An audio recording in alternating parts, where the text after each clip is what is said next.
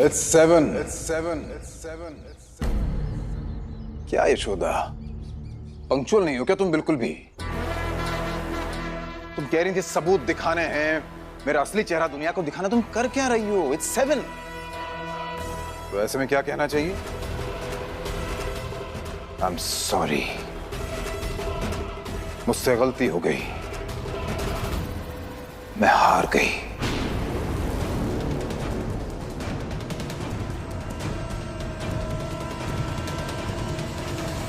इसलिए कहा था कि अपनी औकात से बड़ी बात नहीं करनी चाहिए। I'm sorry रणधीर, मुझसे गलती हो गई, मैं फिर से हार गई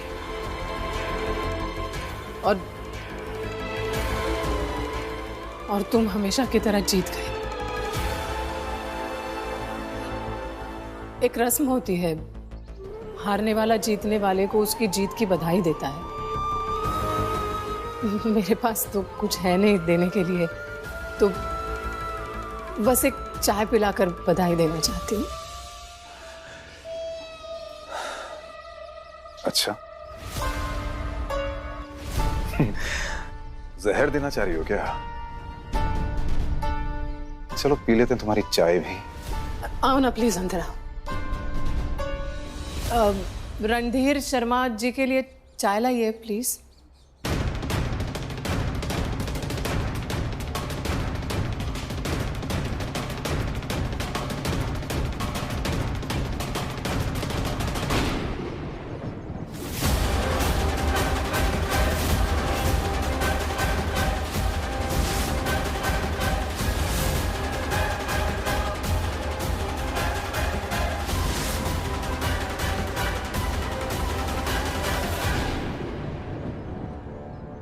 बड़े वकील साहब, चाय पीजिए।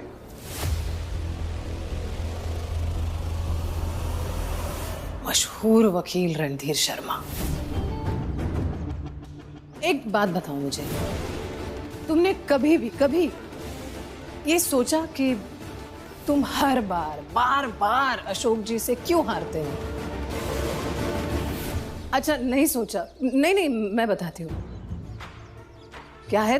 तुम हर केस सिर्फ जीतने के लिए लड़ते हो, लेकिन अशोक जी हर केस किसी को न्याय दिलवाने के लिए लड़ते हैं। खैर, मैंने तो वकालत की आधी ही पढ़ाई की है, लेकिन अशोक जी से एक बात सीखी है मैंने, हर बात की, हर सिचुएशन की दो साइड्स होती है, और एक वकील के लिए ये बहुत ही जरूरी है कि वो दोनों तरफ ध्यान दे, बराबर ध्यान दे। तुमने क्या किया? तुमने हमारी एक ही साइड पे ध्यान दिया। तुम्हें लगा कि हम ऑफिस में आए, सुप्रिया का नंबर ढूंढा और एक्साइटमेंट में चले गए कि बस काम तो हो गया। तुम्हें लगा हम चले गए, लेकिन हमने कृष्णा और शमशेरा भैया को वहीं रखा तुम पे नजर रखने के लिए। और जब तुम सुप्रिया को रिक्शा में बिठाकर गए तो हम दोनों ने उस रिक्शा का पीछा किया और हमने तुरंत मैडम जी और मनोज अंकल को बुला लिया और इन्हें वहीं पकड़ लिया।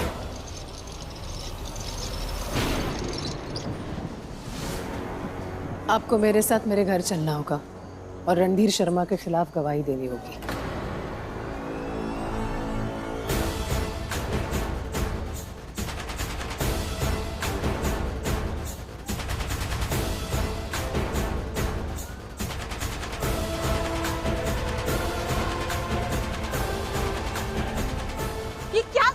है, मैं रणधीर सर के खिलाफ कोई गवाही नहीं दूंगी। ठीक है, कोई प्रॉब्लम नहीं।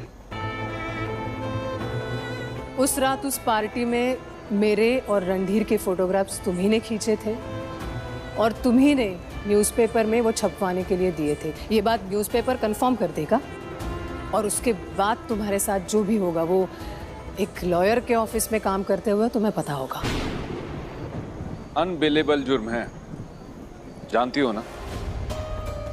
कम से कम 5 साल की जेल होगी, है ना मनोज अंकल? आपकी लॉ की बुक में तो यही लिखा है ना। और अगर ये बात बाहर आई तो ये जो रणधीर है ना, तो वैसे भी नहीं बचेगा। देखो सुप्रिया, हमें तुम्हारी और रणधीर की चिंता नहीं है। हम तो ये सोच रहे हैं कि जब तुम जेल चली जाओगी तो तुम्हारे पापा की देखभाल कौन करेगा।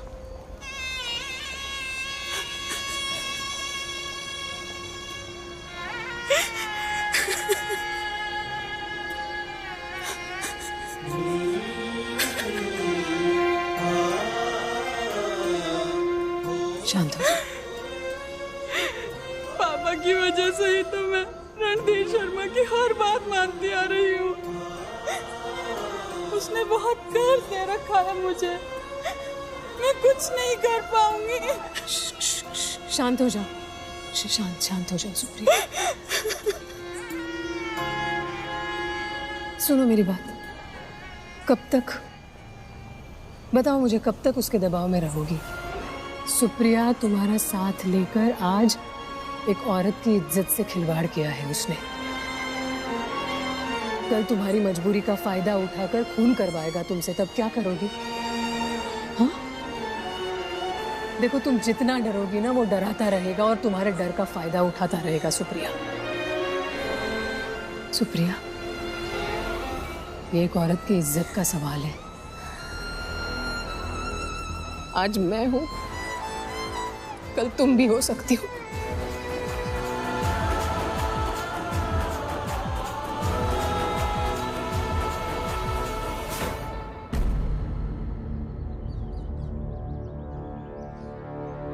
तुम्हारी ये जो सारी बुरी आदत है ना रणधीर, उसमें से सबसे बुरी आदत क्या है बताऊं मैं? तुम वक्त जरूरत पड़ने पर इंसान को पैसे देते हो, उसकी मदद करते हो, मदद करने का दिखावा करते हो, उस पे दया दिखाते हो, उसका ख्याल रखते हो और फिर समय आने पर उन्हीं पैसों का हवाला देकर उस इंसान को तुम इस्तेमाल करते हो, उसकी मजबूरी का तुम फायदा उठाते हो। लेकिन हर बुराई का अंत होता है रणधीर। और इतने बड़े वकील हो, ये तो तुम्हें पता ही होगा कि जो तुमने किया है वो कितना बड़ा जुर्म है, पता है ना? अरे गीदड़ भपकी देना तो सीख लो यार मनोज, वो भी नहीं आता तुम्हें। और लॉ तो खैर पढ़ना पड़ता है। तुम्हें समझाना चाहूंगा कि ये केस इतना बड़ा नहीं है कि मैं अपनी जमानत ना करा सकूं।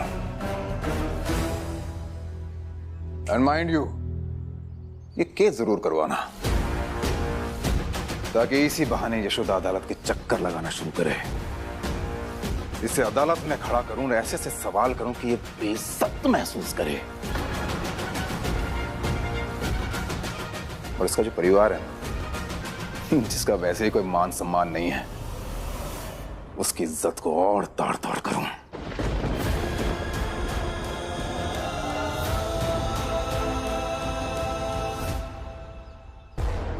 फटाफट कराओ ये सब, कोर्ट में मिलते हैं।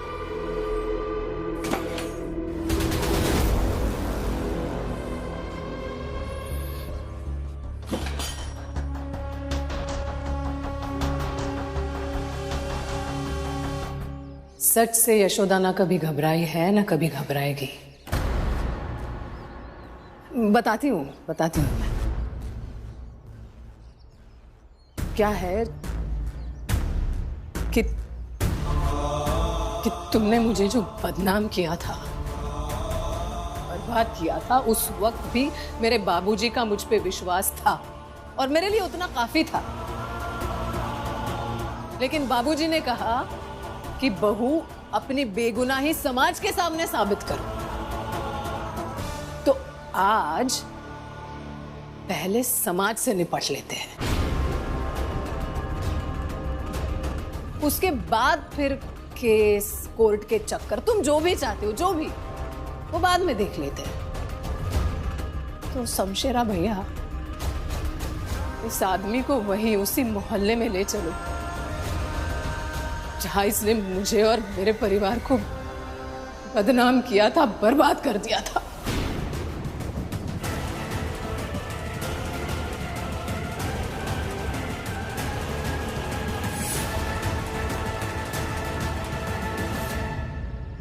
बदतमीजी करने की सोचना भी मत। जबरदस्ती की ना तो अंदर बिठा दूंगा तुम सबको। अंदर बाहर तो बचपन से आ जा रहे हैं वकील साहब, इस बार सच्चाई के लिए अंदर चलते हैं। ज्यादा छटपटाओ मत, वरना रास्ते भर बेइज्जती होगी।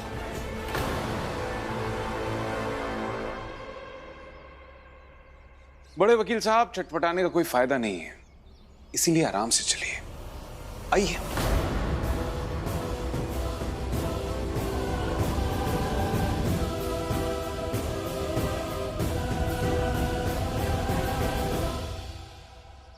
हम दोनों बस यही देखने के लिए तरसते रहे कि हमारी पोतियां हमारे पोते को राखी बांधे। आपने तो नहीं, लेकिन आज हमने अपनी जिंदगी का वो बड़ा दिन देख लिया। वो सपना तो अरविंद के बेटे के साथ ही खत्म हो गया मालती। कृष्णा भी तो तुम्हारा पोता है सुरेश गुप्ता, ये बात क्यों भूल जाते हो? भाई माफ करना, पर हकीकत तो यही है। नहीं है ये हकीकत, नहीं मानते हम इस सच को।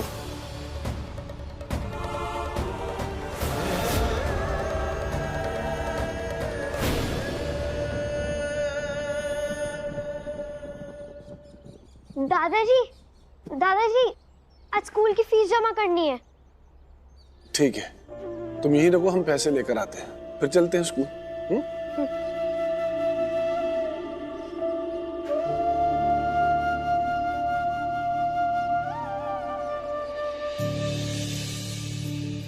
अब पढ़ लो तुम लोग पर।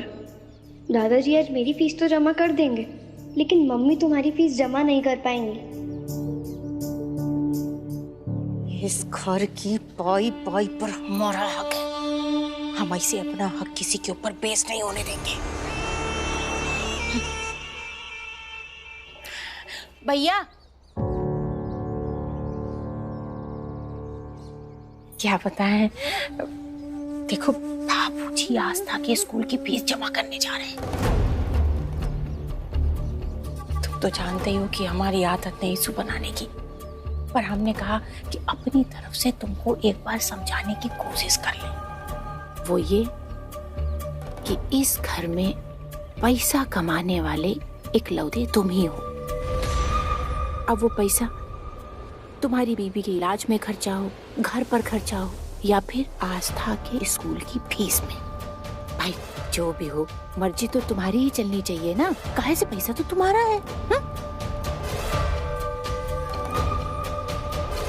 रही बात फीस की, तो जिसकी बिटिया है वो जमा करेगी, तुम काहे के लिए जमा करोगे? कल को वो नूपुर को लाके घर पे पटक देंगी तो क्या उसका खर्चा भी तुम उठाओगे? बोलो। जिसने हमारे बच्चे को मार दिया, हम उसके बच्चे को पाले। बताओ।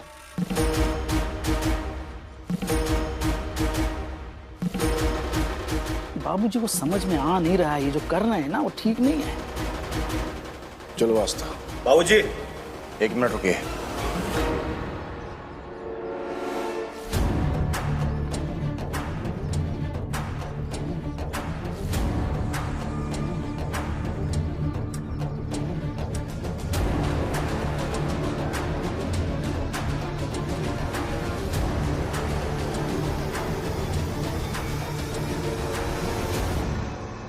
आस्था की फीस के लिए जो पैसे आप लाए हैं वो हमें दीजिए। तुम्हें क्यों? क्योंकि ये हमारी मेहनत की कमाई है। सुबह से लेकर शाम तक दुकान पर बैठते हैं, मेहनत करते हैं तो कमा कर लाते हैं, और अपनी उस मेहनत की कमाई को अपने बच्चे की खातिर उसकी बच्चियों की पढ़ाई पर खर्चा नहीं करने देंगे हम, किसी भी कीमत पर नहीं। लाई पैसे दीजिए। अरविंद, मत भूलो कि इसके बाप की वजह से ही आज दुकान बची हुई है तुम्हारी। हर महीने वो कुछ ना कुछ मदद करता ही था तुम्हारी ना। कुछ याद नहीं है माम को, हमें सिर्फ इतना याद है कि उनकी पत्नी ने हमें बेऔलाद कर दिया। अरविंद, ये सच नहीं है। यही सच है अम्मा, और इस सच को आप सब जितनी जल्दी स्वीकार कर लेंगे उतना अच्छा है। अरे उस औरत ने पाप किया है, घिनौना पाप। पाप और पुण्य का हिसाब तो भगवान जानता है छोटे मालिक, और वो जानता है कि मेरी मैडम जी ने कोई पाप नहीं किया। सुन, नाली में बहने वाले पानी को पवित्र कह देने से पवित्र नहीं हो जाता वो। बड़े बेशरम हो बेटा, इतनी बार तुमको इस घर से बेइज्जत करके भगाया गया है, लेकिन हर बार तुम मुंह उठा के चले ही आते हो। अब क्या करने आया इस घर में?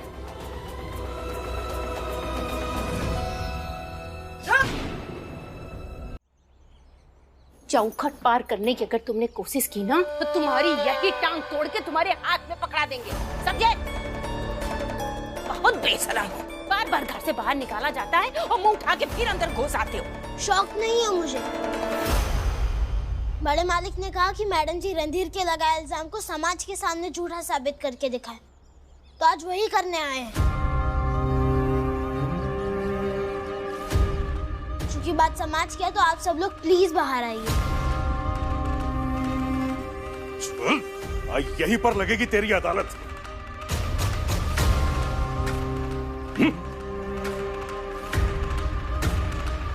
यशोदा, क्या ये सब? बताती हूँ जीजा जी।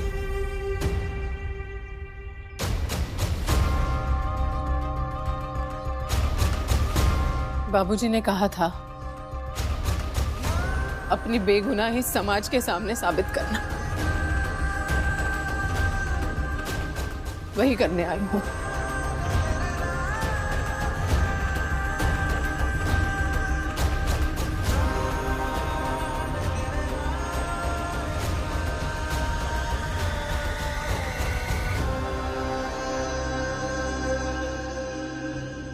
चलिए वकील साहब,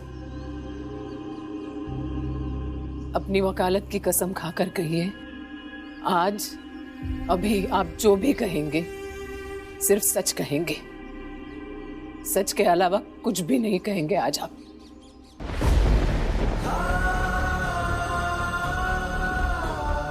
बोलो रणधीर। हाँ, वही लोग हैं, ये सब वही लोग हैं जिनके सामने तुमने मुझे कैरेक्टरलेस साबित किया था,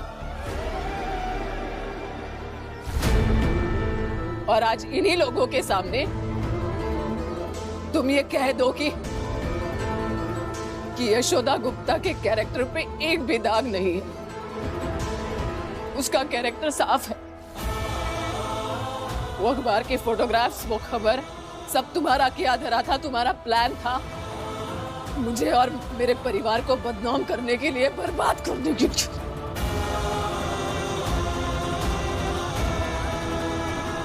बोलो। सीधे से मुंह खोल दे, वरना यही सबके सामने तेरे को पीस के रख दूंगा।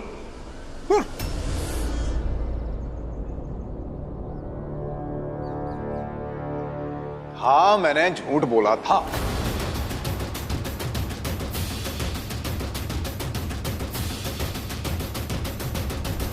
ऐसे नहीं, ये बोल कि यशोदा के लिए तूने जो बोला था वो सब झूठ था। यशोदा का नाम लेकर बोल, ताकि सबको साफ साफ समझ में आए। बोल। हाँ जी, मैंने यशोदा के लिए जो बोला था झूठ बोला था।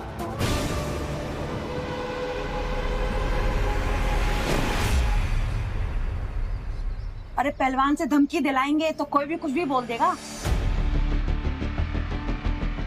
हाँ चाची जी, बिल्कुल सही कह रही है आप, लेकिन आपके सारे सवालों का जवाब मिलेगा आपको, ये देंगी।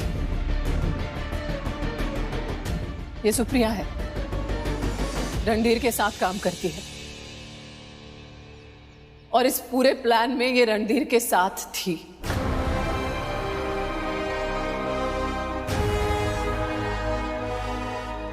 बोलो सुप्रिया, बताओ सबको सच क्या है।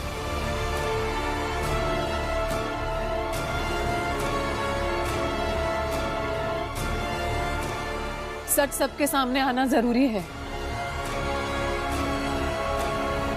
खामोश मत रहो सुप्रिया, बोलो उस रात क्या हुआ था। सुप्रिया प्लीज बोलो। देखो हम सब हैं तुम्हारे साथ, तुम टेंशन मत लो, बिल्कुल टेंशन मत लो।